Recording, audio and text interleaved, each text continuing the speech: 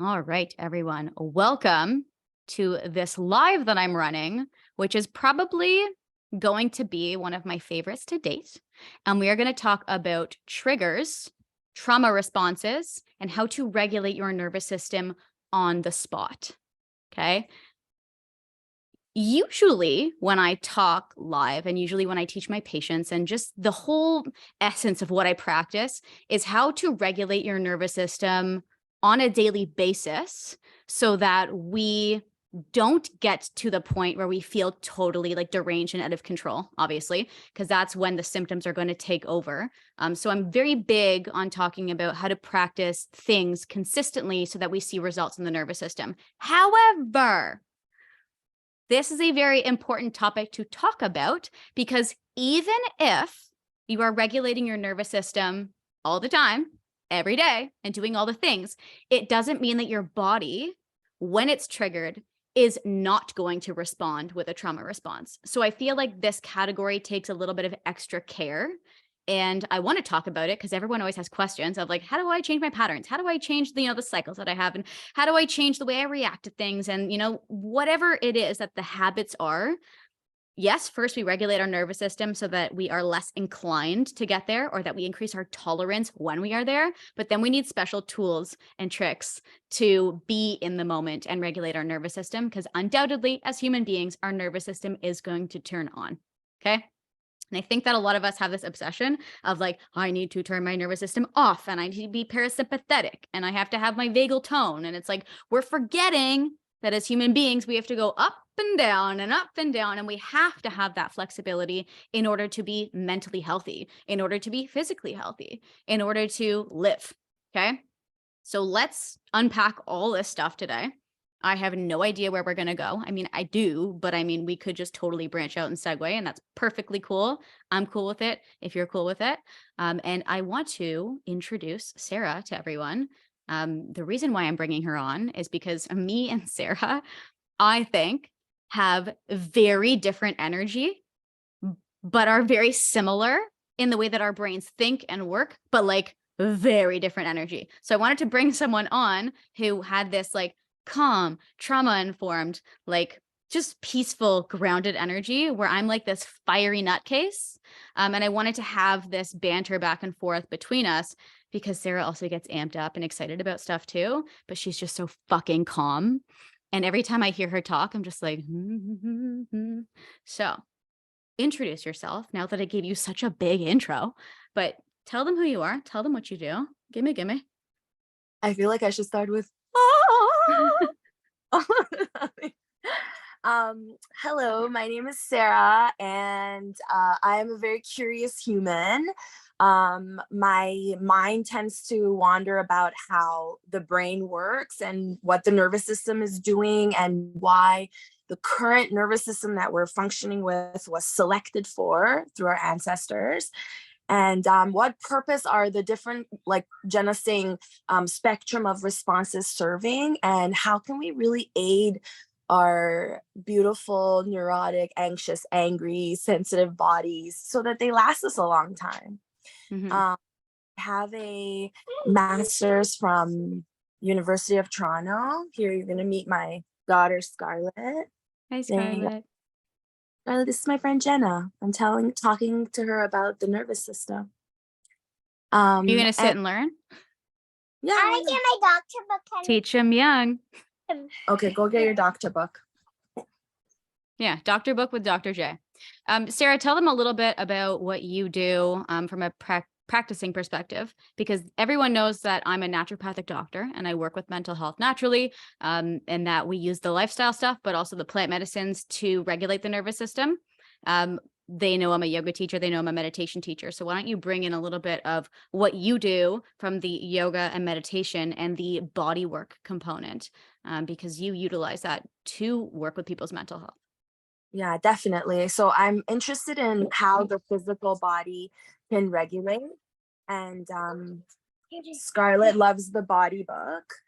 And I think that in a general kind of rule, I use like how to ground through. I'm trying to self-regulate right now as my husband's supposed to be taking care of the children, but it's okay. Shit happens. No, it's perfect to have real-time examples, right? And everyone stay very, very close with your attention tonight because we are going to talk about very real life examples of how we need to regulate our nervous system in the moment.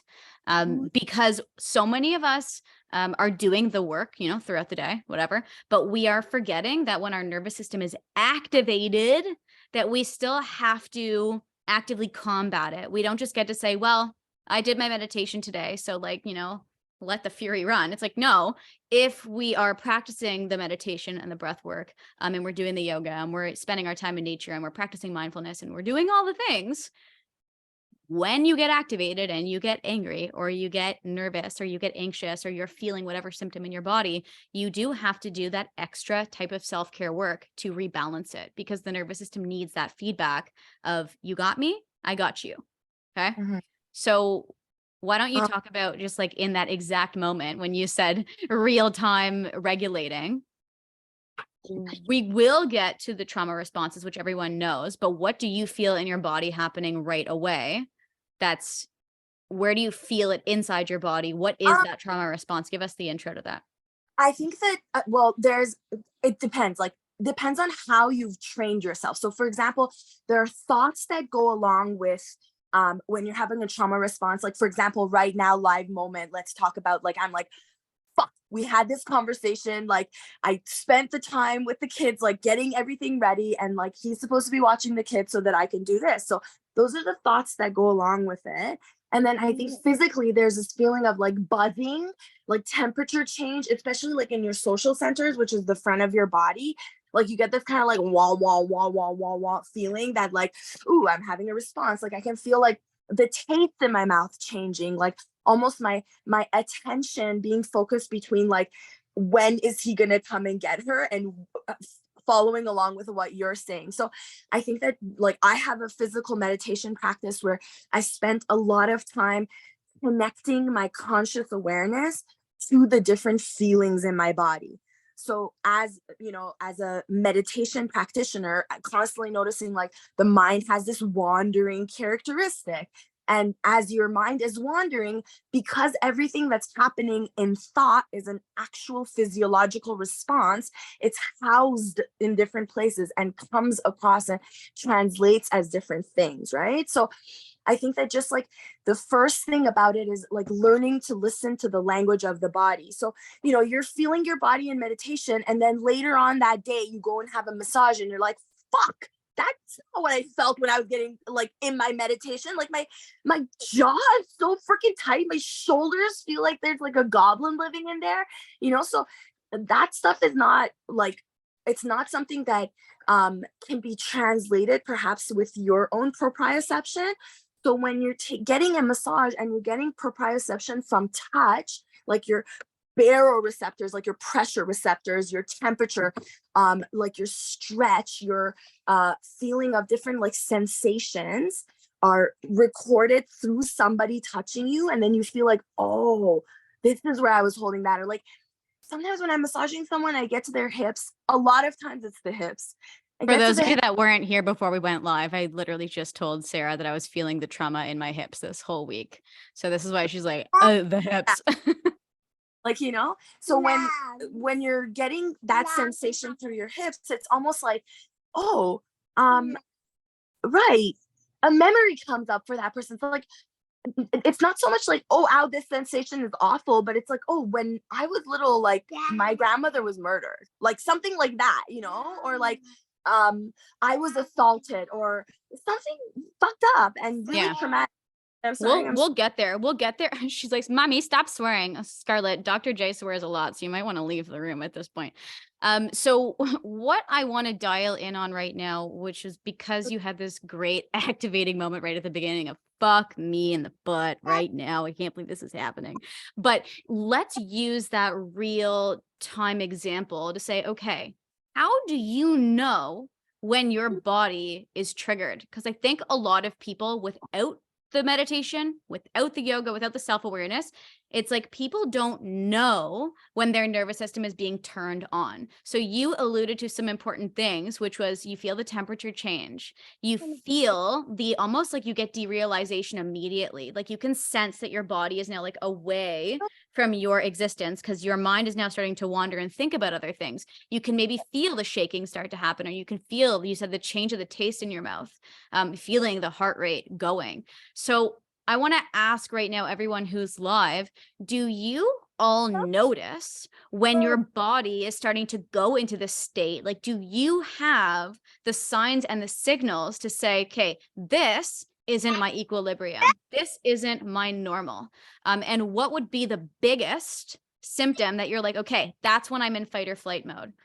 Because I think the first thing that's required before we ever even look at the trauma responses is to say, how do I know when I'm activated? Like for me, I know that I'm activated when I can almost like, I feel a pressure change in my chest. I can feel the tightness in my throat. I can feel like when you said the goblin on your shoulder, like I can feel getting my back up. My response, which we will get to very shortly, is that fight response. And like when I say get my back up against the wall, I feel like a dog or a cat in the wild where like their hairs lift and like I am alert and I can feel that heat that you said building in your body. Like mine may as well go like, you know, like a choo-choo train, like choo, choo, choo. Like I am on and I actively have to say, whoa, I'm there. And I have to regulate myself to not be there. I don't just get to say, don't be angry. Don't be anxious. And I think a lot of people think that if they see this in themselves, that they can just say, oh, don't be that. It's not worth it. It's not required. It's like, hello, your nervous system is communicating with you. You have to communicate back with the language that it knows, not with English. And I think that that's where a lot of us get tripped up is first, not knowing when your body's activated, especially if you dissociate, yikes. And then two, being able to speak the right language and understand when and how to regulate yourself in the moment.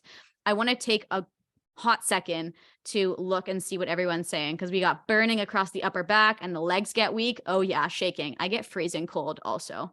I said that at the beginning, freezing cold and also super hot.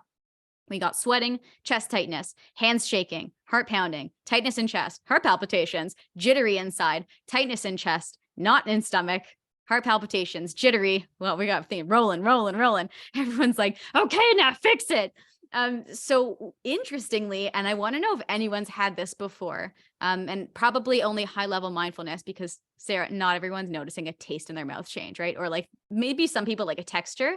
The last time I was activated, like really, really activated, I felt the wildest thing in my body as if my mouth had gained exponential space. Like I couldn't even describe spiritually what that would even be connecting to, but I felt the amount of space in my mouth was like a cave. It went from being a mouth to like I could live in there and never leave. And I was so fascinated by it. So I think that when we talk about noticing the sensations, which a lot of you guys already do, we have to be mindful and notice what's happening in our body and how it's different than that homeostasis and equilibrium, okay? Which a lot of you have a good handle on. If you don't, mindfulness and meditation is in your cards, okay? And you guys have heard me talk all about meditation. And if it's for you, you're going to shoot me a message and say, let's do meditation. We need this skill of self-awareness before we ever get to trauma responses. Otherwise, you are going to be way in over your head, and I'm not in the business of drowning, okay? I teach people to swim, not drown. It's our superpowers. Like it's such an undervalued and underexplored power because it truly changes the way that you utilize those faculties that are like, you know, higher functioning, like your perception, your instincts and your intuition and like memory. If you can learn to kind of like work with like, oh, this is our machinery, which is really interesting because like because we have the same machinery physiologically, we can only have a spectrum of responses. Everyone in the chat is kind of repeating the same kind of thing. Yeah. truly experiencing it from our animal brain, right? Yeah. And like all, it's like if you think about it, our nervous system was kind of like, oh shit, like environment is dangerous. Like, how do I survive? What do I do? Dangerous. Like, oh, don't eat that. Oh, that smells pungent. Ooh, that's good. That's gonna make me have babies and survive. So, like, a lot of our responses are kind of like keyed in, and the blueprint is based on that animalistic reactionary way. So Mhm. that if we can learn to have awareness, then we wake up like, oh, right, I don't need to flip the bird to everybody that cuts me off on Young Street, so to speak, if you live in Toronto and know Yeah. what I'm. Now, here's the curious thing because you said instincts. And I think that we all have to remember that our trauma responses are our instincts, and none of them are bad. And I think a lot of people think that having a fight response is bad, having a flight response is bad, people pleasing and fawning is bad, freezing and shutting down and collapsing is bad. We all look at this like it's pathological instead of saying, okay, we're all human beings. We all do this thing. Um, no one is certainly perfect. That's for damn sure. But you have to navigate yourself without the narrative that comes with it, which is, I do this because I am a bad person, or I do this because I'm not good enough, or I do this because I'm disgusting. It's like, no, we all do it because we all have animal instincts. So we need to let that just, boop, fly out the front door. And whatever you learn today about yourself and your trauma responses, you just have to say, okay, that is what I have. And that non-judgment is not easy to do at the beginning, right? Because your nervous system has to learn the non-judgment, which is why I'm so big on mindfulness and meditation, because you can't just speak back to your body and say, it's okay to be a dick. It's like, no, you can't just say it's okay. We have to say, I feel angry and I fight and now I'm in conflict. How do I regulate myself? Not how do I not have conflict? Because if we pull away your instincts, what happens if I pull away your instincts? If you're in the wild and you're an animal and I pull away your instincts, what happens to you? Someone answer in the chat. If you're a human and I pull away your instincts, what happens to you? You die. Okay. So stop looking at these instincts and trauma responses and being like, oh, I'm a terrible person for it. It's like, no, you are remaining alive. You feel threat. Your nervous system gets activated to keep you alive. You don't need to stop the response. You need to integrate the response. And that is a really high level thinking concept that not a lot of people get, because everyone's in the business of changing themselves instead of integrating themselves. So hopefully me and you can be a fun example today of how we integrate ourselves, and we can still be scary beasts with extra claws and then wrangle ourselves back in and go, okay, like that. Now I know how to sit with that. And I always say, sit with your shit. It's like, how do we sit with the trauma response and recognize when it's saving us versus serving us? Okay. I think like up until a couple of years ago, we were all in this fight flight, and it's not good to be in flight. It's not good to be in sympathetic nervous system. And then now we're trying to understand the way you were saying that all of these are serving a purpose, and that what we find is, if in the olden days there was like a panther attacking you and you needed to, like, determine whether you're going to run away or fight it, now that's been replaced by like conflict in the workplace, or your mortgage being too expensive, or like, these kinds of things that aren't physical threats, but they activate the same systems. So prolonged periods of exposure to this activation is where we find problematic issues like disease. So I think that what you're alluding to in terms of understanding how to regulate through the different responses that we have naturally leads to a better quality of life. And so I would say that starting to recognize again, like what those states feel like, but doing so in a state of safety. So in the last few years, this concept of polyvagal theory with Stephen Porges really blew the neuroscience field out of the water, and like changed the way we're looking at trauma, because when you feel unsafe, you feel helpless and you feel like a victim. And that feeling of unsafety um, causes a very deep, ancient evolutionary response to shut down all of your internal organs. And you enter this state of dissociation and slowly wither away and die. You know, you get these autoimmune diseases. We're so States, morbid today. right? We're wither away and die. I can get grim. But you know, but that's like realistically what's happening, right? And the way that like our external environment is kind of conditioning us, it isn't really fostering our health, right? There's a lot of threat coming in, there's a lot of like misunderstanding and judgment and so on, and all of these can be triggers, and that feeling of unsafety kind of shuts down the system to accessing its superpowers. Like I love calling it that because it's truly what it is. But You have always called it that. right, like Always if called it, yeah. right, like if you can determine what it feels like to feel safe, regardless of what your environment is like say some people in their environment, they're like, oh wow, okay, right now I'm good, like I'm safe. But some people, if the external environment is still safe, internally they don't have that feeling, which is like where awareness comes into play, right? Like Yeah.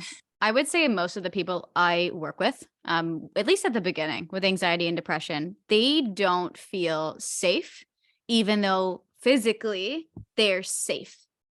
So it's so like I'm like in my head right now, I'm doing this chicken and egg dance. It's like, do we look at the trauma responses first, or do we regulate the nervous system first? I'm always like, regulate the nervous system first, then do this high level stuff on this end. But like when you were talking, I'm hearing, if you can regulate your nervous system at all these different times to find safety, eventually we start to feel better. So it doesn't really matter which way you're going to skin this cat. That's the colloquialism, right? It doesn't yeah, matter which way you're going to do it. It just do something. yeah, Do something so that your body is learning some sort of regulation. And we're going to talk about right now triggers, because everyone's obsessed with knowing what their triggers are. And I'm going to be the bearer of bad news. Actually, I think it's great news, but everyone's like on this quest to find their triggers. So everyone listen closely, bring it in, bring it in, bring it in. Okay. Your triggers don't fucking matter. Okay. It doesn't matter what triggers you. I don't care if it's the door opening. I don't care if it's the terrible shit that happened in your childhood. I don't care if it is waking up in the middle of the night. I don't care if it's being in social settings. It doesn't matter what the trigger is. It's about how you navigate what's happening in the body when it's there. Okay? Because if you live your life avoiding triggers, we are then in a state of having something like panic disorder.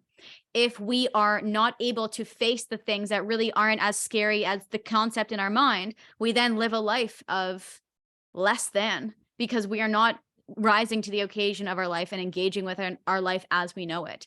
So I want everyone to take a moment and just really lock in that concept of, it doesn't matter what's causing the thing. It's about how you navigate the thing when it comes up. And that puts us all on an equal playing field. And that's the beautiful thing about working with people. When I like have in my group settings and peace of mind method, if I have a group call and I got 15 people on the call that are having different life things happening, I'm like, okay, everyone's got your own shit. We're going to use breath work in order to navigate anger when it pops up. And then we do a lesson on that, because it's not about the thing, it's about the tools. And once you know the tools, you can start navigating the thing. And I think that that's a cool concept to work with. It sounds a little bit, nihilistic and mean, almost like it doesn't matter. Who cares what happened? Who cares what the trigger is? But instead, it's really empowering, because it's like, doesn't matter what it is. You can actually face it. You can actually shift it. You can change it if you're willing to show up when it happens for yourself instead of shutting down. Okay. So that was like my biggest thing that I was like, ooh, am I going to say it? Am I going to say it? I said it. It's out in the open. Okay. It doesn't matter what your triggers are, but a lot of you in the chat already have told us that you know when you're triggered. Okay. So how are we going to navigate it? Right? yeah. Okay, so because you mentioned breath work, I think it's important to say this piece, continuing with the polyvagal theory about, when you determine safety, then your ventral vagus nerve is activated, and you kind of access this gem of your vocal folds, creating sound frequency that's referred to as prosody. It's like similar to the conversation we're having right now, where it's kind of sing-songy, there's like emotion and intonation involved. And like, I know that your intentions are good, my intentions are good. And we're like, oh my God, I really feel connected with that person. Right. So that then people that are in that state for prolonged periods of time report recovering from fucked up shit like brain injury at a higher rate than people who don't have that. Like this kind of access to the ventral vagal and this feeling of safety and being in safety and creating these deep bonds are really powerful things in helping you recover from trauma. So you talked about a couple of different things. So which would you like to unpack first? exactly. So when you realize that the taste in your mouth changed and that you're doing this internal sifting through, you send tentacles of information to gather and see what's happening, and then something comes in and you're like, okay, what can I do right now? Feel my feet on the ground. All of these things are great, but the fastest method to kind of like override the system is through breath work. I totally agree. Right? Like becoming aware of your breath immediately shifts your brain to a way that you can then start to control your in breath, out breath. You can texturize your breath. And when your vagus system is scanning to see, like, oh shit, human is controlling their breath. Like, obviously, they're not being eaten. So we can just calm down right now. And that is the vagal tone. That's what it's referred to, is the ability for the vagus nerve to like tune into what you're doing and be like, oh, right now I don't need to be tripping out. I can just go back to low tone of neuronal for digestion, right? So what Sarah's saying right now is what I mentioned at the beginning, which is that if you're going to talk to your nervous system, you have to speak the language that it speaks. And if you are not doing the body work component of regulating your nervous system, which we will talk about the tools that we use, breathwork is one of them. If we don't do that, the nervous system doesn't know what you're trying to make it do. And it will just keep flailing in the wind. And you will feel that. You're going to keep feeling the heart palpitations. You're going to keep feeling like you're spiraling. You're going to have whatever symptoms that you get if you don't right away recognize that you need to do the body work to get yourself out of that space. And we need to cover today what types of tools people can use in different trauma responses, because I think that it is very dependent on what trauma response you have. And people are going on the blogs and going on to Dr. Google being like, how do I fix this? How do I not feel this way? How do I, you guys go online and you research and you're going to hear the basic shit. Like, okay, breathe. It's like, what breath work for which trauma response, for which sensation? And that is something that a blog can't teach you. That is something that your friends who also have anxiety, what they tell you is going to work for them, it might not work for you. So all of you who are listening, stop giving up on yourself, being like, nothing works for me. It's like, no, you didn't find what works for you yet. And we've got a shit ton of more tools to open up and unlock instead of giving up, because you are a human with a very, very primal nervous system that is going to behave or interact well with body work because it's what animals do. And it's the most, I love the word primal. It's the most primal thing that we have access to. And we just have to stop speaking English to the nervous system. I have someone in the chat, Lisa, is saying, what if attacks come every night at sundown without any triggers? Like I said, doesn't matter. Trigger doesn't matter. When the body is activated and you feel it, there has to be a way to tone your nervous system. And we're using the word tone. I think Sarah said it before too, tone specifically, because we're not increasing or decreasing. It's not like we're toning it. It has to go the way that your body needs it to go, not the way that you're thinking that you need it to be.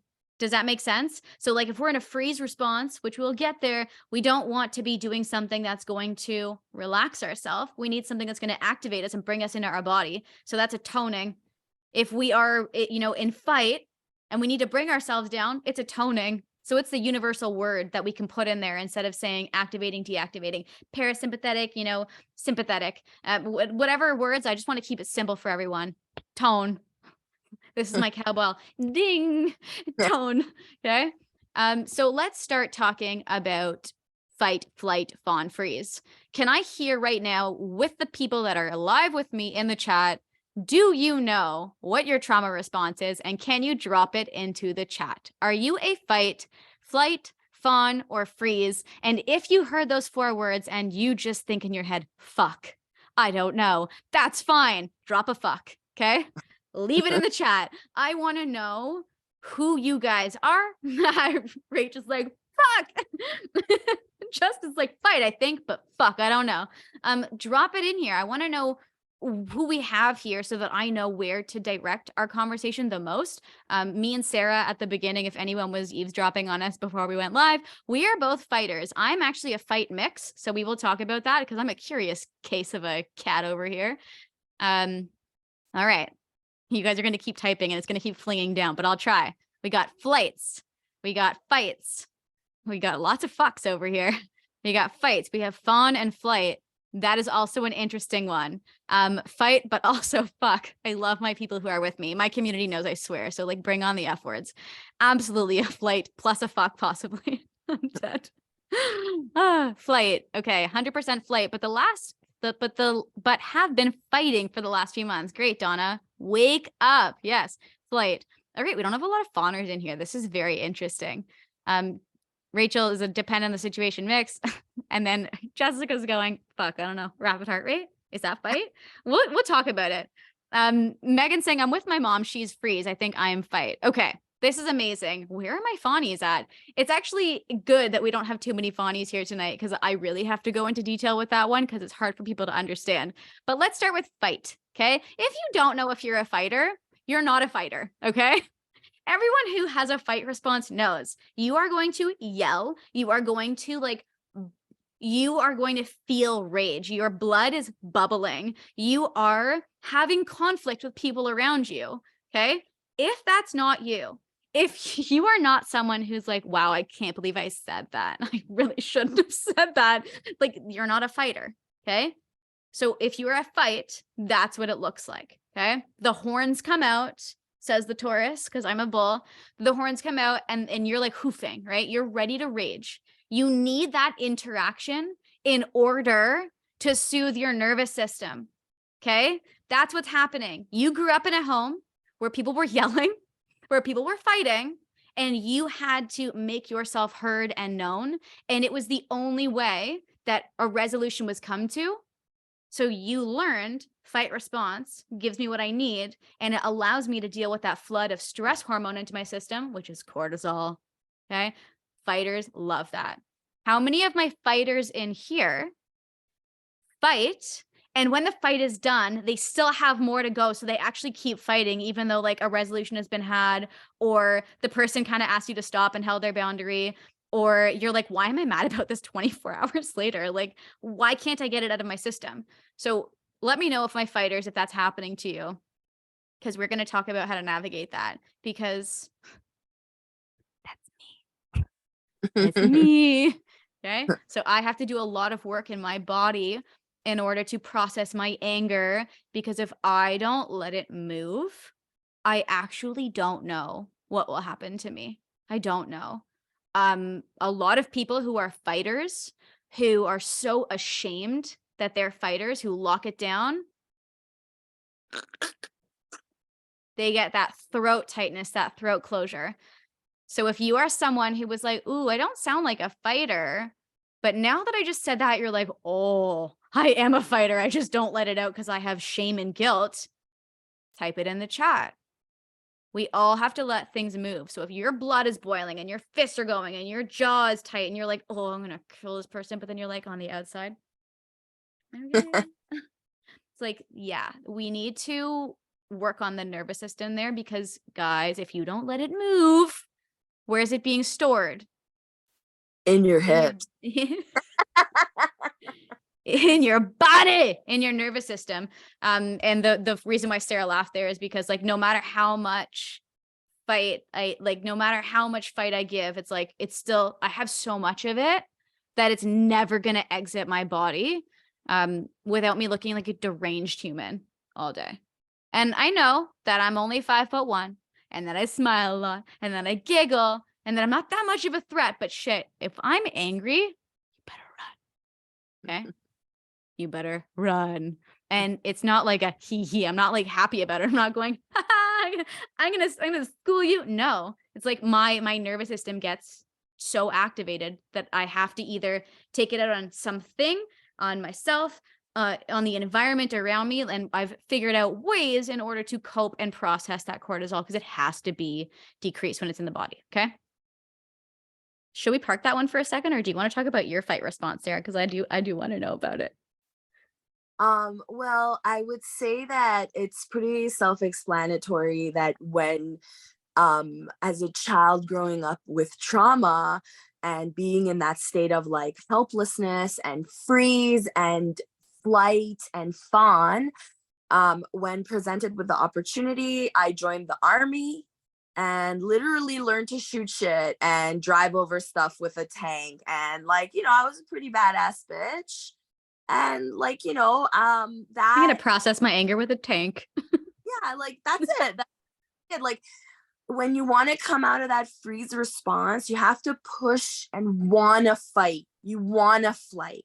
Like your body wants to live because when you're in freeze and fawn, you've given up the will to live. You are in helplessness. You are withering away. I'm And actually kind of looking forward to getting there. and No, maybe no, you, not like me. Like I want to talk about it. yeah, yeah, I don't want to wither away. no, definitely I want to talk about freeze because I love freeze. life and wither away, no, I don't think that that's it, but yeah, like for sure I could say that for a period of time that was my response, and maybe like even too much when like it didn't even call the situation didn't even call for it. I was like, "Ah!" And then you have those like moments of awareness, and like it's like, what is my intention, what is my purpose? Like I am in the path of service. I think that the things that I share with people and the body work that I do and like the tools that I share are useful. And whoever wants to learn more about their superpowers are more than welcome to like take the knowledge and go and do with it what they will.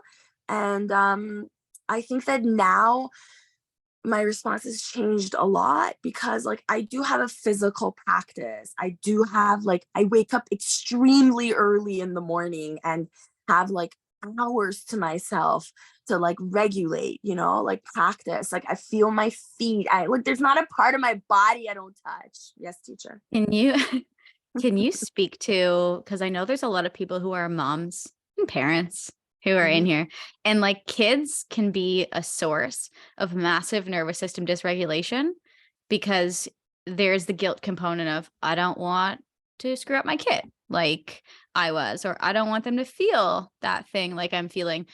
So can you just speak really quick to that concept of how you regulate your fight response when you're in the moment? Like, let's say your kid spills something all over you on a white couch right now, like whatever it could be for a parent that could almost feel like spilled milk, being like, ah! Like how are you regulating in the moment of a fight response?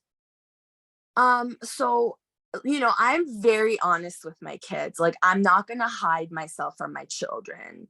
And so they know that there's a beast inside of me, and they like it has room to express itself. So like I'm very very much in tune with like my beastly side, and it has a voice. It literally, like if something happens, like I don't know, we were just sitting out on the couch, like you said, like my daughter I just washed all of the couch covers and she like spilled chocolate milk all over it. And like, there was like a moment where I saw red and like things, Sisyphean tasks of like mundane life to life, day to day life stuff. And I was literally like, ah, you know? So on the spot, you Yeah. process your anger by yelling and then verbalizing to your kid, I'm not yelling at you, I'm yelling because I'm angry. That's it. And Okay. then just I was just surprised. I had expectations. My expectations were like, not met or they were destroyed. And I need a moment to process that. Like maybe on a day where I had regulated myself and was in touch with like things building up throughout the day, I would response would be modulated, and like mediated even. Yeah. But but for the most part, like again, I don't want them to think that I don't have emotions. Like I don't think that's a thing. I think the difference is like where our parents didn't have the tools to communicate that they were going through these things because they didn't even know what's happening. Like I think what's important for our children is to know that we're human, we suffer, we experience shit, and if we can like understand and pay attention to those things as they're happening, they get their spotlight moment and then they just like process out, right? Yeah. I just had a flashback as you were talking about kids to parents, and thinking about how I would navigate that type of situation, just like interpersonal conflict. Like, let's say you and Sean are fighting. Okay. And like, I'm like going to put in my head, me and Dan fighting, or like back in the day, me and my dad fighting, or me and my mom fighting.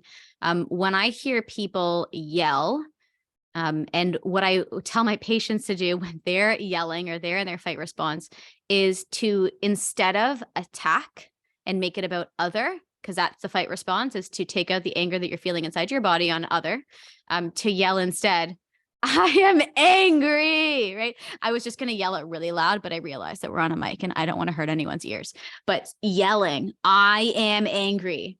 It's not you, I'm angry, right? It's like letting it move through your body.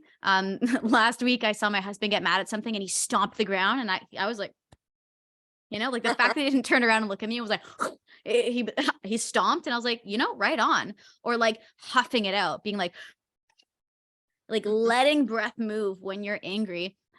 It's how you process that fight response. I tell people when they get angry, I was gonna get up and do it for you, but like sometimes you just start shaking and moving your body in the most aggressive, egregious, ugly, hideous ways until you feel that you've moved that out of your body. And I don't want to highlight too much more about the fight response because we have to get through the others, but you guys have to practice those things in the moment of when you're activated. You have to yell. Maybe you excuse yourself to your car and you scream at the top of your freaking lungs.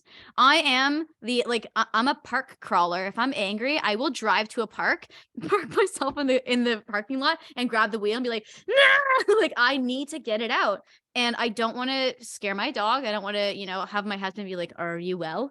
I'd rather do it in private so that I can process it to the scary need that my body, the cortisol, needs, right? Because other people don't experience anger like me. Rachel's saying, I think we need to see that. Yeah, guys, I'm going to do a tell all video where I bring you in on my anger response. I'm just going to impromptu go live so that you can watch me do it. But like yelling, stomping, sometimes like I'll tell people if they want to have a full temper tantrum, like banging the couch cushions with their fists, taking a pillow and shoving it into the wall. You can push objects that don't move, guys. That's a really good way to get anger out of your body. Sarah said, ride a tank. I mean, we don't all have access to a tank, but I'm sure crushing shit feels great. Going to a smash room or whatever. Oh, that's probably so good.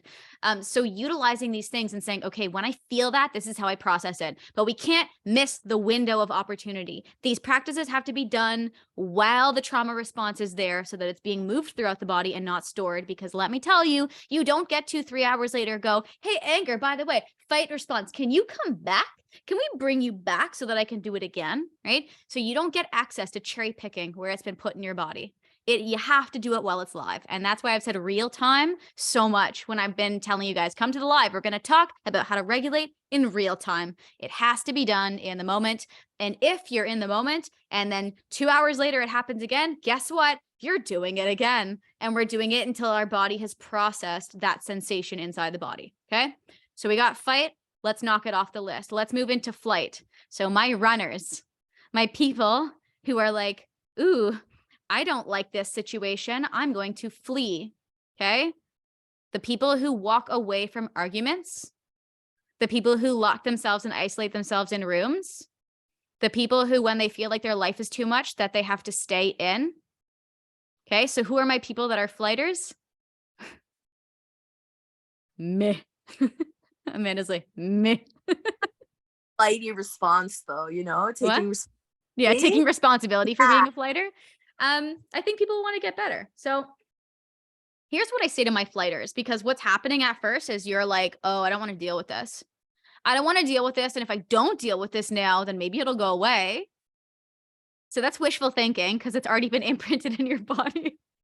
But you go away and you're like, yeah, I can't because I don't have the tools to deal with that thing. So I just need to go away. Okay. How many of my flighters keep flighting after the threat has already passed? I'm looking for my yeses. Me. Yeah. What we have to do is say, okay, if I'm a flighter and I walk away, let's use interpersonal argument because it's so easy to do that one. If you're someone who walks away, your job as you walk away is to say, fuck, I'm flighting right now. Okay, that's fine. My trauma response, I need to feel safe right now. I get 5 to 10 minutes of safety. And while I'm in my safety zone, this is what I do with my patients.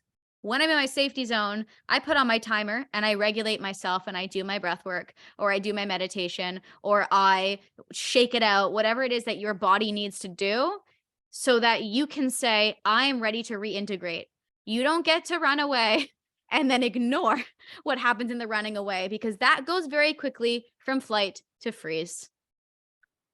I think more importantly than that is this kind of idea that when you run away from a situation and it's unresolved, there is this cognitive dissonance, like there's duality that's created, you know, where things are in reality and everything's crumbling, and then you're like la di da. And again, like the feeling of dissociation from the Yeah. body, you know, taking deeper inhales, that's like a immediately a way to come back from flight. Exactly. Like Did it right when now. you're I needed it. when you're in fight, you want to be exhaling the heat out of you, right? Like long exhales, forceful exhales, whatever, yelling that. But then when you're in that anxiety state of like, I almost feel like, you know, remember back in the day, Popeye, the sailor man? Yeah. Like, you know, how there was olive oil and she was like, Popeye, and she was like so flighty.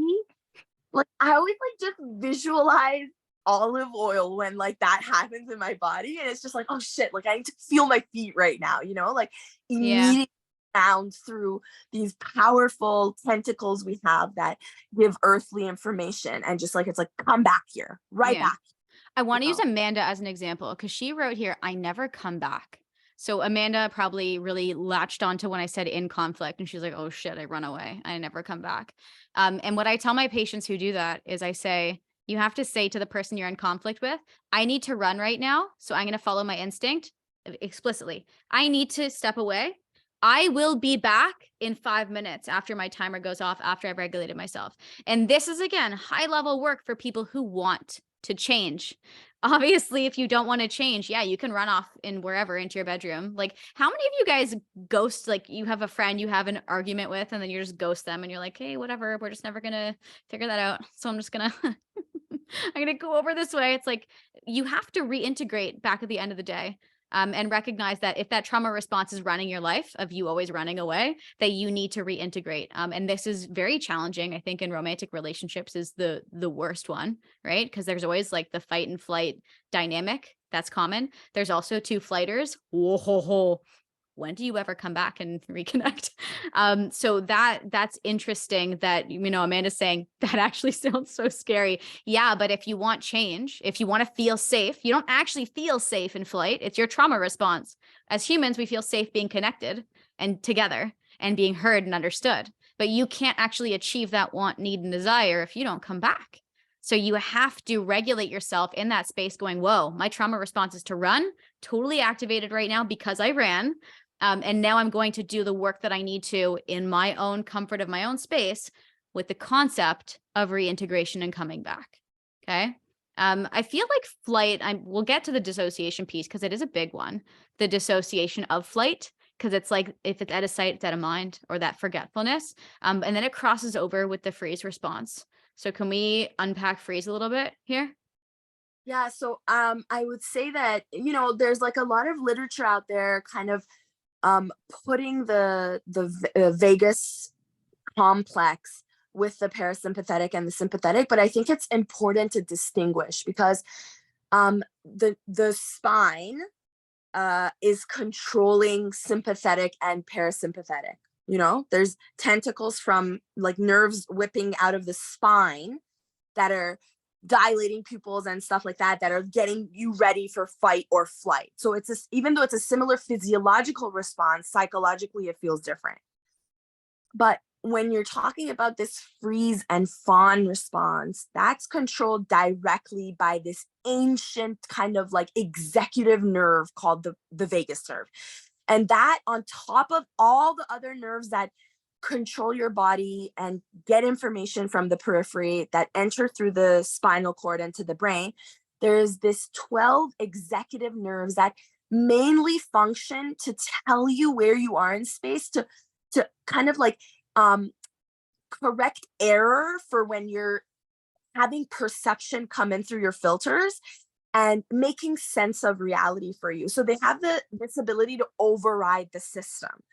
And when you're in conflict, whether that's real or imaginary, when you're triggered, when that physiological response is going into, from the spectrum of like normalcy and equilibrium, you're past fight flight, like you're so fucking messed up in the situation that there is no survival anymore, like full system shutdown. I'm going to tell you what Dan calls it. He calls it turtle rock spiral. And the reason why he calls it that is because turtles have since we're talking about animals, I love animals. We're going to talk about animals. The reptilian brain, that is the turtle's response. They don't have fight or flight. They actually just boop, boop, boop, and they freeze and they drop down to the bottom of the lake or bottom of the ocean, and they remain there until their nervous system deems that it's okay enough to turn back on. They float back up. Like, that's all we got going there. And to make this a real life example for those of you who want to know if you're a freezer, have you ever been in a conflict with someone or in a situation where you're like, I don't know what to say, or I should have said that. I can't believe I didn't think of that. Like, how many of you does that happen to, where your brain goes blank? Sometimes if I'm like really not regulated, or if I'm really anxious, it'll happen to me when I'm live and talking to people, which is irritating because like I need to know what I'm saying and I need to know my words, but the brain shuts off and the connection pieces are no longer there. And you're like, why am I brain dead right now? And in that moment, this is a big one for my freezers, is you're not going to be having a physical response. You're actually going to be in your head being like, I'm not even paying attention to what's happening right now. I don't really feel much. So anyone who feels numb, that's your freeze response. How many of my people in here say, I'm fine? And they actually are like, yeah, I am. Like, am I fine? Like, I feel fine. Like, I recognize in my head, like, that was fucked up. Or I recognize in my head that didn't feel good 10 seconds ago, but like, now I'm fine. Do you guys think that you're just superhuman and you just, boop, you're fine? No, your nervous system is coming in being like, oh shit, you have no tools to deal with this. And this is way too painful. So we are going to shut that shit down. Okay. Rachel's saying, I feel like I've frozen a few times in a traumatic event. Yeah. So like, because I'm a fight response, if I am, like I've been like first responder on the scene a few times, I'm like, like right into action. Other people, freeze. They're like, I don't know anything anymore. I don't know what to do. Other people run. Right. So this is a good way to assess if none of you guys have had, or maybe you need something really obvious to say, here's an example of you in a trauma response. Put yourself in an emergency situation. How do you act? Right. Donna's saying, I feel like I'm a bit of all three, depending on the situation I'm in and who the conflict is with. Yes, that makes a massive difference, but we all tend to have a general response that we do. Justin, if I'm dysregulated, I will go brain dead. So that's your freeze response. Now, in order for us to be in the freeze response and bring ourselves out of it, we're not turtles, okay? We're humans. So we have to recognize when we're in freeze and how we're going to get ourselves back in the body. Okay. So I'm going to blanket this and say getting back in the body requires movement. I don't care if it's yoga, if it's running, if it is you doing ecstatic dance in your bedroom. I don't care what you do, but like jamming out to like your favorite tune, just bopping your head, bringing yourself back in, and then slowly the concept of what happened will be able to be accessed by you, but you have to do it right away. Otherwise, and I've been in this place before, where I get stuck in my freeze response and then I am dissociated, numb, and floating on a cloud for years. And if you don't pull yourself out of that and you don't know how to regulate that response, your body gets really used to saying, that's painful, freeze. That I didn't like that, freeze. And that's why it's so hard for people to get out of depression. It's why it's so hard for people to get out of bad situations, abusive situations as well, right? Because they can't stop shutting off because it's such an automatic response. So that is an interesting one. A lot of us who have the pairing of flight and freeze, that's common. There's also freeze collapse. So if any of you people are freezers and you shut down and you get really tired, how many of you pass out after you have an argument? Or how many of you, like after being under the gun, that you get so tired where you're like, I just need a nap? Who are my people? Yeah, so that is your freeze into collapse response, which is very reptilian brain. Okay. You're allowed to nap. You have to. You have to let the trauma response move through you. But once you come out of it, you can't just wake up and go, I guess I needed a nap. The nap isn't the regulation. The nap is the trauma response. So you have to come out of it and say, oops, I froze. I fell asleep. I collapsed, or I fainted. Some people faint. And then you have to come out of it and say, okay, now like responsibly, I have to do my breath work, or I have to move my body, or I have to go on a walk, right? Whatever it is that you're choosing to bring yourself back into your body, you can't just walk away from it. The same way that my flighters, you can't just run away and never come back. You have to reintegrate. Okay. Do you want to add anything to the freeze? No, just that like, well, I guess yes. The concept of coming back into the body. Yes, movement is important, and like any type of movement is good, but naturally speaking, again, that breath work, the immediate access through control of breath, directly communicating with the vagus nerve because it penetrates the diaphragm, and then sound frequency, so vocalizing, humming, hawing, oohing, vowels, these kinds of sounds that are really ancient, like why old tongue was so like like that. I tell people to make animal noises. That's so it. like if you guys want to moo, or if you want to meow, or you want to neigh, like whatever comes out of you, it's very effective so that you feel less like a fool for just randomly making sounds, and that you have more direction. Because I think people get like weirded out when, like, if I tell them to shake, they're like, I don't know how to shake. I'm like, yeah, you do, just like fucking shake. But they need the direction of how they need to move it out of themselves.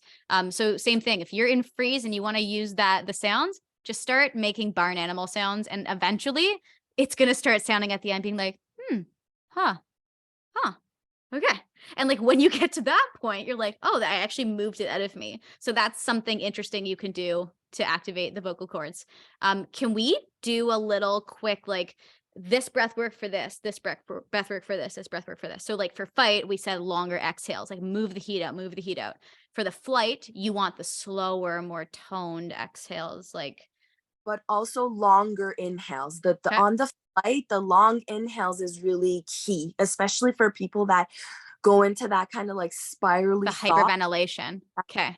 Yeah. So that long inhale, and then do what you want with your exhale, like, whether you're gonna open your mouth or exhale longer or whatnot.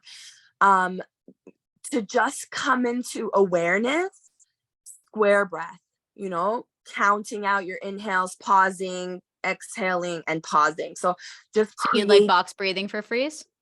yeah, I like asymmetrical. Remember? yeah, Yeah. for sure. I just love to feel like I'm in my body. These are all breath works that I do in my program in Peace of Mind Method. So we use these different, we learn them all, and then we do them for different trauma responses, or if like whatever your body's feeling like it needs. So I like to delineate and say, okay, if you're in this response, try this. If you're in this response, try that. Instead of someone being like, just do breath work. When you're feeling anxious, just do breath work. You're like, okay, like no direction. What kind? So let's do, yeah. You want to add? Thing that like, on a, like, I used Nadi Shodhana, which is alternating nostril breathing, to kind of like get out of postpartum, like as I was Ah, you were breastfeeding feeling moody. Yeah, yeah, and yeah. moody and like, lack of sleep and things like that. Like I just found I trained myself, conditioned myself that when I would go in and interocept and feel like, fuck, I'm dysregulated, then the breath is gonna help I me out. love it. Longer duration, whatnot. But at now that I'm like on the other side of it, I don't necessarily need to do alternate nostril breathing, even though it's still a powerful tool. It's not necessarily going to get me out of dysregulation all the time because it worked before. So all, just like you're changing constantly, like you have to be vigilant as to what breath work you're using. What, Mm. like, you know what I mean? I actually use the alternate nostril breathing exclusively for myself when I feel emotional. It has like this way of just taking that feeling in your chest of needing to like scream or cry and just being like, psh, it just like lifts. I don't know if it's the pressure. I don't know what it is. It's like, to me, if I feel like I need to, and it's like not a good time, Mhm. you know what? It's not a good time, but it's like amazing for me. Let's do fawn. Because I don't have many fawners in here. Did anyone say that they were a fawner? Fawning is people pleasing. I think a lot of people actually fawn more than they know that they do, but we'll go over it. So fawning is when you are, I call it positive manipulation. Okay. I've heard other professionals call it pathological accommodation, which are both very interesting words. And I call it positive manipulation because you are trying to control a situation in a way that makes you feel safe. And usually it's easier for you to tend to other people's needs because if you can control them, then they're not a threat to you, which is why I love the word manipulation, because you are in control, but it is not a state of rest. It's a state of hypervigilance. So now that I've explained it, does anyone else notice that maybe they do that? Where they are watching other people's emotions and they are reading the room a lot and they are making decisions based on keeping someone else status quo because they don't want to have to engage in conflict. So we got, this is definitely me. Yes, sir. Yep. Overly nice to people at the grocery store. Bobby, maybe you're just a good person. But yeah, so I don't love when people call it people pleasing because it's actually not in the name of other people. It's not to make someone else happy. People pleasing is when you do things like you come to my house and I host you and I give you nice things. I'm people pleasing, right? But fawning is when you are trying to control other people by making them it be in a certain state and you are completely dysregulated as you do it. And this one is very complicated because I would say a lot of people who flight tend to come out of flight and then fawn immediately after because they run away and then they're like, oh, I must be the loser. I must be the wrong one. Or I ran away from that thing and now I have to make up for it. So there's a lot of fawning in flighters. So if you were a flight, check and see if you might be a fawn right now inside your brain. And then I would say there is the interesting type who is a fighter and then a fawner, which is I'm going to rage at you and then I am going to control your response to my rage, which is very interesting. Do we have any of those in here? I feel like we don't get a lot of mixed type with freeze and fawn. Would you say, like, in your head, if you organized it? I feel like people who you could be a fawner if you freeze, but I feel like once you're in freeze, you're fucked. Fawning comes from this evolutionary need to belong and, you know, be validated. And so like when you freeze, you're not giving a fuck about belonging. You're like, motherfucker, I'm out, you know? Um, That's what I'd say too. But I think like, oh my God, my hips right now. My leg is like up on the, all right, we're here now. yeah, The fawn is just, it's an interesting response because I think that a lot of people will read about it on social media and be like, yeah, I'm a fawner. I like fawning because it sounds like the cutest one. We're like, I'm a good person. I'm people pleasing. It's like, no, you're not. You are so anxious in your environment that you're constantly trying to control it, which is not helpful for you. And I don't think other people are perceiving it as that person's nice or not. I think that you're just in your own world doing the things and that you are the one suffering and everyone's like, okay, like that's just who they are. Like, great that they want to do that. But like no one's as hypervigilant as you are in that moment when you're fawning. yeah, and maybe like it's because, you know, you had a parent that was kind of like out of control and ragey, and you had to kind of be hyper vigilant to their mood so that you didn't get in shit and get punished. And like because they were your only source of comfort and belonging, like you were positively reinforced to be like that. And now it's because you just don't know what a state of relaxation is, you think that that's like normal, Yeah. right? Yeah, I definitely have I have a fawning tone to me, which because I've denoted it as the positive manipulation, I can see how, and I don't mean this in a mean way to myself, guys, but like I can see how sick it is when I'm doing it and like I know I'm manipulating it and then I feel so disconnected as I'm doing it because I'm like, this isn't who I am, this isn't how I feel, this isn't like I'm doing things with it's almost like a manipulative mindset of if I need that to be like that, then this is how I have to approach this. And it's like calculated. You're sitting there calculating your whole life. And it's not relaxing whatsoever. And in order to get out of that, it feels really scary to step back and stop controlling people. And when you stop doing it, that's when you start to feel dysregulated. So it's kind of like the flip flop of everything else. And all the other responses, you feel like shit while you're in them. And you're like, how do I get out of this? Fawn is the only one that feels like really good when you're in it because you're feeding into that desire to getting your needs met. And then when you try and stop it, it feels really unsafe. So there's like an extra layer of regulation that's required to say, okay, I'm doing this. Now I'm actively going to step out of doing it by doing whatever body work that I need to stop doing that and then re-regulate myself when I feel like I'm addicted to going back in and doing that thing. So fawn is like a tricky one for me that's where my mindfulness goes when I'm in it is like, whoa. There's 3 layers to this. It's like a 7-layer cheese dip. And I don't know like what I'm getting when I like scoop up with the Tostito, you know, that's how I feel. Delicious. I think that if you train in the ways of the art of awareness of what hypervigilant actually looks like in your body, you would start to notice that like, you know, usually people that are in that state of fawn have like really tight shoulders or have their hackles up or their jaw is tight, their tongue is stuck to the roof of their mouth. And then like, you know, there's a lot of like tension around the throat because again, like maybe you're not feeling like the way you want to be seen and accepted in space. So you're calculating and so you portal into the future and you're not actually in the present to Yeah. take in the right. Nothing feels neutral. And like the more I sit and think about these things in myself, I always make a joke about myself because I'm a dancer. So I'll be like, I'm performing. Like I got my tap shoes on, I got my fedora, and I have my cane. And I'm just like doing all the fucking shit, being like, why? Like what right now is making me feel unregulated that I have to do that?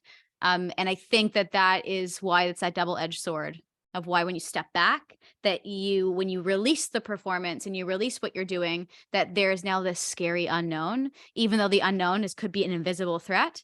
But to step back from that is it's not regulating for the body. So like meditation, really good for that one.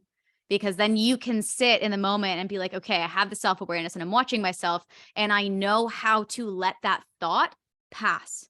Instead of saying act on the urge to do that, the meditation teaches you intrinsically to saying, let it pass. So that's why I love that tool for people who don't know how to sit with their discomfort. Back to my sitting with your shit, right? The meditation is great for that. I don't find that breath work is as helpful in that category because it's very cranial. It's less in the body and it's more in the mind. But then, of course, we can use the breath work for when we're feeling that out of control sensation that comes after you do the letting go. Okay. I really hope I'm making this clear right now and not tricking the shit out of all of you. I see Justin being like, this one's tricking me up a little bit. It's confusing. And I would say the more that we all delved into ourselves, we might be able to find little sparkles of this, like all these different trauma responses in different areas of our life. But you have to take the time to want to learn it and be willing to sit and say, okay, when I go to a party, I'm going to go into it with my mindfulness hat on and be aware of all of the different body sensations I get when I interact with different people so that I can, out of curiosity and self-growth and enjoyment, do this little evolutionary experience on myself. You have to dive in, right? We can't just sit here in an incubator and be like, how did I fight with my daddy when I was 6? Like we have to see our lives in action. And someone mentioned in the chat before, some different people make me feel different ways. Like, yeah. And they should. That's the whole point, right? There's people that make you feel emotionally safe, and then there's people that should scare the shit out of you. And I think that I call them emotionally unsafe people with my peace of mind method people. We talk about this a lot. And those people should create a trauma response in you because your body is trying to keep you safe and alive. Yeah. So that was my full circle way of being like, this is not a you problem. This is just life. And we have to rise to the occasions and deal with these things.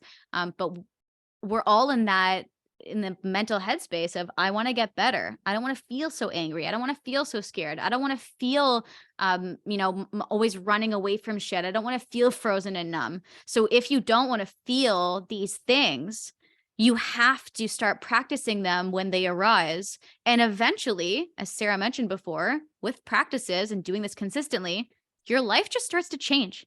Your interactions start to change. Your behavior starts to change. Your symptoms start to change because nothing is scary when you just look at it, right? A dark room is really scary until you turn the lights on and go, oh, like, okay, I know what's in here now. We're good, right? Maybe you need to look behind the couch to be like, okay, there's no one who's jump out of there. Like, you just have to start doing it somewhere. And I hope that we've alluded to a lot of the techniques and tools. Obviously, we can't teach you how to do them in a live, like right now, because none of you are triggered. And let me tell you, this is a very different ball game when you are actually in fight or flight mode. Okay. I hope that has been very clear that we can talk about this till kingdom come, but you might say, okay, I'm a fighter and I'm going to do my anger practice every time I get in conflict or I feel this or I want to flip someone off when I'm in, downtown, whatever it is. You can practice it over and over again and you can fail at it over and over and over because it's so freaking hard to retrain your nervous system and neural pathways. So I don't want anyone to come out this with like, oh, we do it once and then we're good. It's like, no, you're doing this for the next 20 plus years. And then at that point, you're going to be like, wow, things have really shifted. Obviously you can do this in a shorter amount of time, but you have to stay consistent. And you also have to have that feeling of like, oh, I'm not a failure if I screw this one up, because your nervous system at the end of the day is trying to protect you. So you have to say thank you so much. We're going to park you here on this shelf right now. And now I'm going to bring my cognitive brain to the party and we're going to have a really good chat with you in the ways and the language that it knows. So you guys have breath work to work on. You guys have mindfulness to work on. You guys have meditation to work on. You guys have movement like yoga or walking, or you saw me post on social media yesterday, rage biking. I will get on the bike and scream. Okay. Because I need to move it. Right. What else do we have? Tools wise, shaking it out. We have body work, like actually touch, Mm, compression touch, like weighted blankets. You guys all have those, right? massage. Yeah, massage, stretching. Like Oh, there's just so much. There's so many tools that we have. And I think that I hear a lot of people say, I've tried it, it doesn't work. It's like, what were you trying to achieve? Are you like, you're going to breathe and then suddenly you're like, and I'm perfect now? It's like, no, till next time, bro. Like, it, it's the consistency. That's what's required. Like, you guys are all saying, like, I have all these triggers. It's like, great. Now that means you have 500 opportunities. Every trigger is an opportunity to step up and face yourself. which is why it's called practice, right? So Yeah. we practice, like you show up. Till you die. Till you freeze and wither away, as we've mentioned today. Yeah, I practice it all the time. I practice all this stuff all the time. Like there's I had a patient who used to say to me, how often do you want me to do this?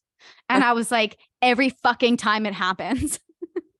He was like, but how? I'm like, you are going to have every opportunity that you make for yourself, right? Every time you get in the car, you're humming. Every time you get in the car, maybe you do your breath work. Maybe every time you get in the house, like I used to do this thing, oh my goodness, where before I entered my home, I would do breath work because I was like, I don't know what's waiting for me on the other side of this door. This is unpredictable, but I'm going to regulate myself in the hopes that whatever comes up and hits me in the face, that I will be able to remain in this nervous system state because I just had an unpredictable upbringing emotionally, like just like unpredictable. And it wasn't like, man, you this and you, it's more like, what can I do? Because you can't change other people. You can only change how you engage. And it is crazy when you start working on these trauma responses, like your relationships with people will change and you will start to see in others, you're going to be like, whoa, they're in their trauma response right now. How can I co-regulate them? How can I be with them and hold their space right now? It's very fascinating. So like when you're in anxiety, you're operating in one plane where you're like fight or flight mode. Like there's only me and there's only survival. And that's how I feel. And that's my experience. But when you start working on this stuff, your world's about to expand in the best of ways. But you have to be willing to do it, which means you have to be willing to be uncomfortable, which is why I teach people meditation. Because I'm like, if you don't know how to be uncomfortable, how the heck are we going to work on this high level stuff? Okay. So that's where my brain is right now as I wrap these thoughts up in my head. What other tools would you add to that list? I would definitely put in like nature therapy, Yeah. you know.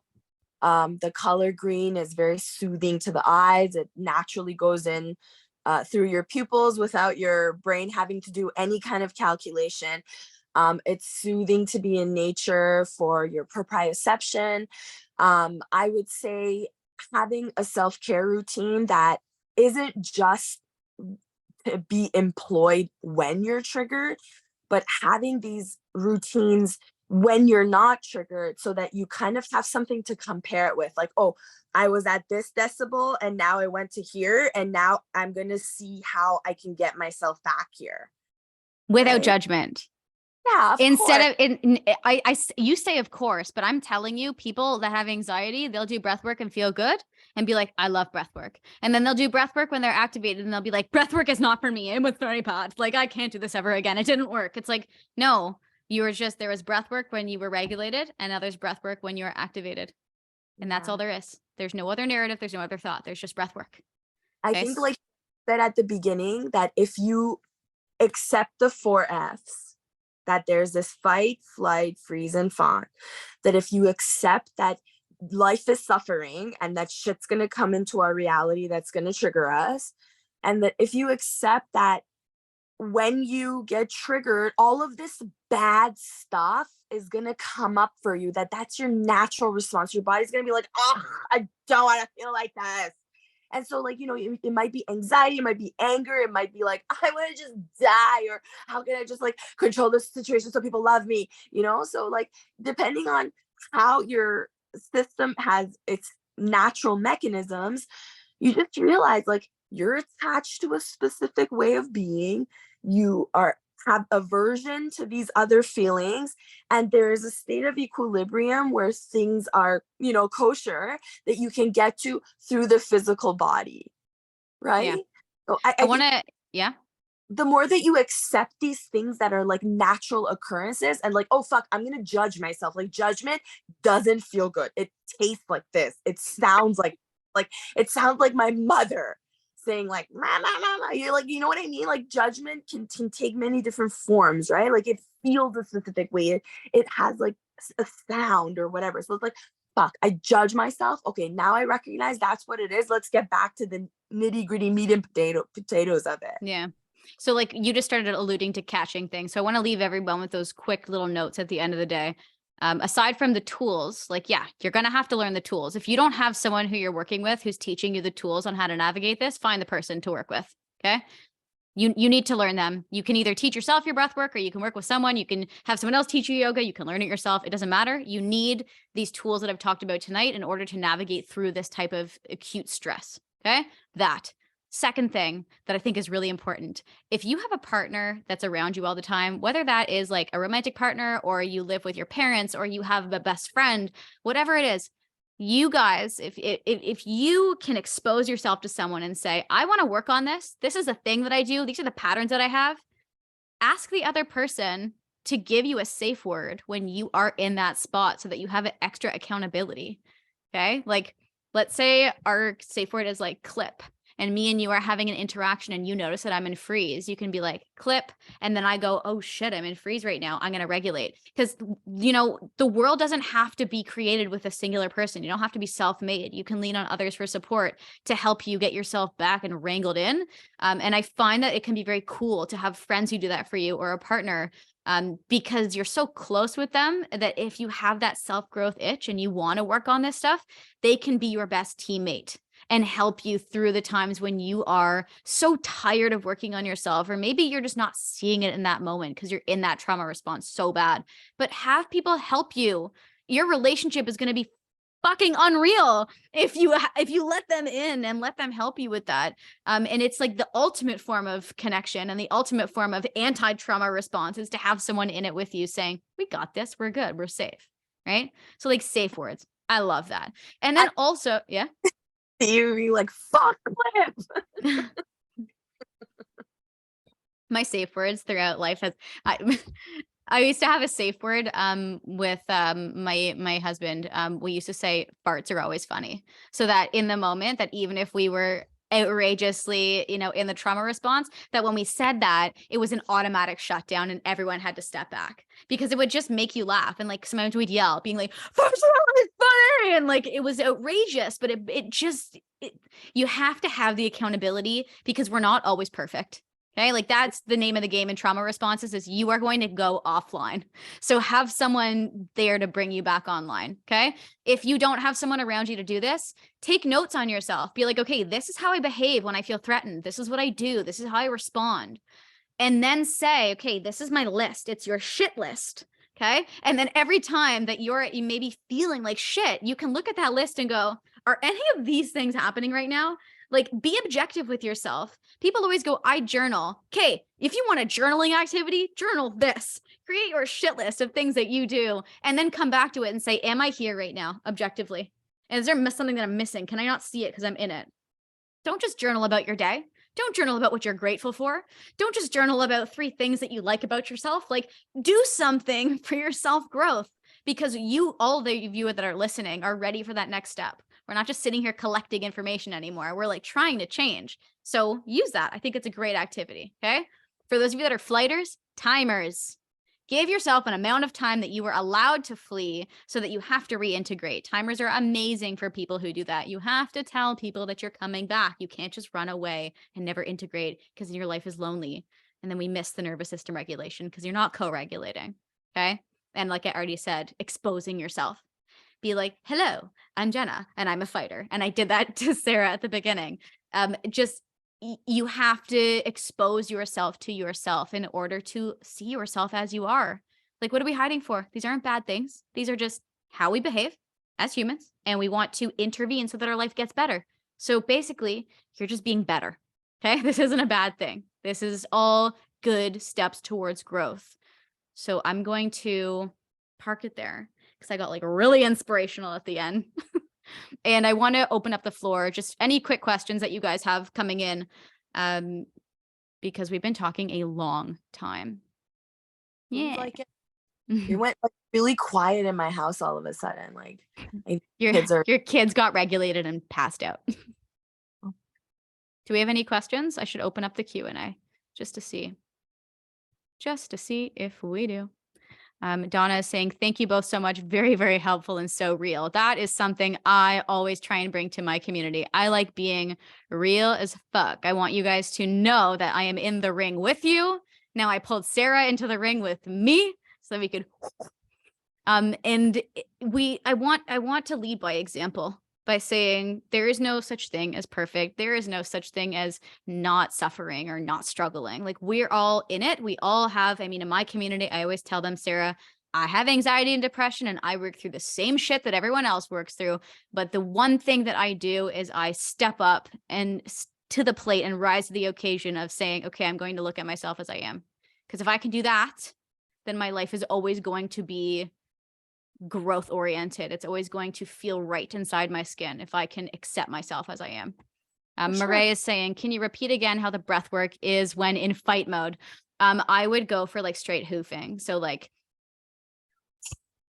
I just blew so many things off my table, guys. Oh my God.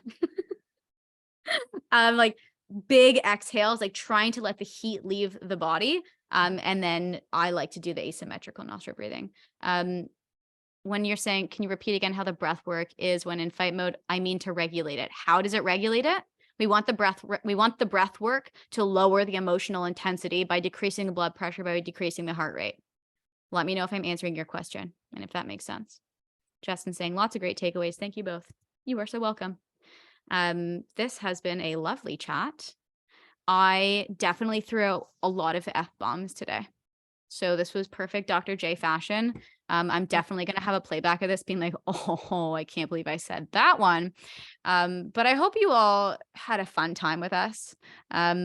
Obviously, there is so much to talk about in these topics that it's so personally related to you. If you want to chat about if you want to chat about it with me, feel free to shoot me a message. You're all a part of the Facebook community. You can send me a Facebook message. You can shoot me an email.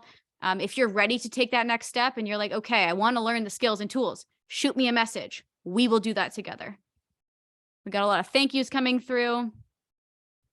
Megan and her mom really enjoyed watching. I hope you guys now get to call each other out on your trauma responses. I did that with my parents over the years. It was very enlightening and amazing, and I loved it, and it changed our relationship massively, which was super cool. You know what I really like about your way of talking is like, even though it's reality, there's like this education piece to it, which is like where I'm big, that, you know, in order for us to evolve to our next best level as human conscious beings, right, superpower, is that we really need to just all of us understand and have this vocabulary that's in the same way, talking about these things that are happening internally to us. And so that I'm really big on the education piece, and like pretty much that's what all of my time is devoted to, you know, like teaching introduction to neuroscience, teaching like how the body propriocepts for the nervous system. So thank you, kindred spirit. Yeah, I loved having you on here. That was a very fun chat. And hopefully we'll get to chat about something new next time, whatever that might be. All right. So thank you everyone for joining us live. If you're watching the replay and you have any questions, feel free to shoot me a message or an email and I will get back to you. And if anyone wants to connect with Sarah, let me know. She lives in Toronto and does body work and she teaches yoga. She teaches really ooey gooey yoga sessions. So if you're into that and you like, oh, I'm gonna have to get Sarah over for a Thai massage soon so that she Ooh. can hurt my hips. Yeah. So yeah, if you guys want to connect with Sarah, let me know. And I hope everyone has a lovely sleep. If you live in a different time zone and it's the morning, have a lovely day. I will be going to cuddle my dog and regulate my nervous system now so that I can zen out before bed. All Amazing. right. Ciao for now. Speak to you soon and peace out, everyone else. Bye bye. Bye.